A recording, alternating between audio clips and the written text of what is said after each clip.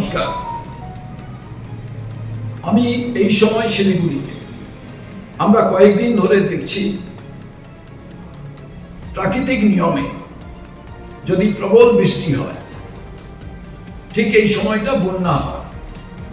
নতুন সরকার এসছে, আমরা তাদের জোর দিতে পারি না, তার কারণ তারা মাস্টার প্ল্যান, তাদের পরিকাঠামো তৈরি করার তাদের সময় দিতে হবে।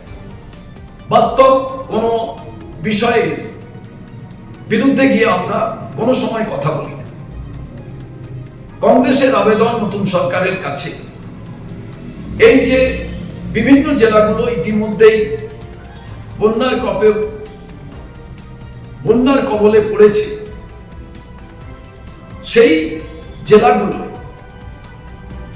লোকাল অ্যাডমিনিস্ট্রেশন যেমন কাজ করছে, তেমন লোকাল অল পার্টি একটি মিটিং ডেকে আমার মনে হয় কিভাবে বিপর্যয় মোকাবিলা করা যায় সে বিষয়টি দেখা প্রয়োজন।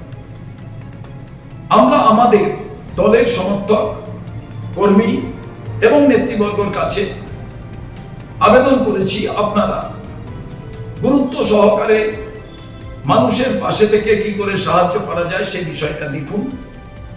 তার কারণ আমরা জানি যে এই বন্যার প্রকোপে বহু মানুষ তারা সর্বস্ব হারিয়ে ফেলে। সরকার পাশে না থাকলে একটি রাজনৈতিক দলের পক্ষে মানুষকে সম্পূর্ণভাবে সাহায্য করা যায় না। কিন্তু তারপরেও সরকার যদি সদর্থক ভূমিকা নেন এবং অগ্রিম disaster management, relief department, irrigation department এবং সামগ্রিকভাবে প্রত্যেকটি ডিপার্টমেন্টকে অ্যালার্ট করে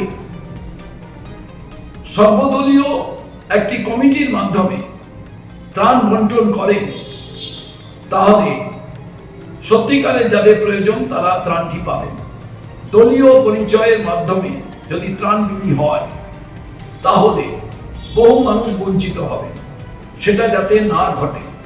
এবং কিভাবে এই প্রাকৃতিক দুর্যোগ যেটা আসবে তাকে মোকাবিলা করা যায়, দলমত নির্বিশেষে সবাইকে সেখানে অংশগ্রহণ করা দরকার। প্রথমেই মানুষের প্রাণ বাঁচানো এবং তাদের জীবন এবং জীবিকাকে রক্ষা করার দায়িত্ব সরকার যেমন নেবে, কংগ্রেসও কিন্তু তাদের দলীয় সমর্থক কর্মীদের মাধ্যমে সেই বার্তা আমরা পাঠিয়েছি, আমরাও মানুষের পাশে থাকব।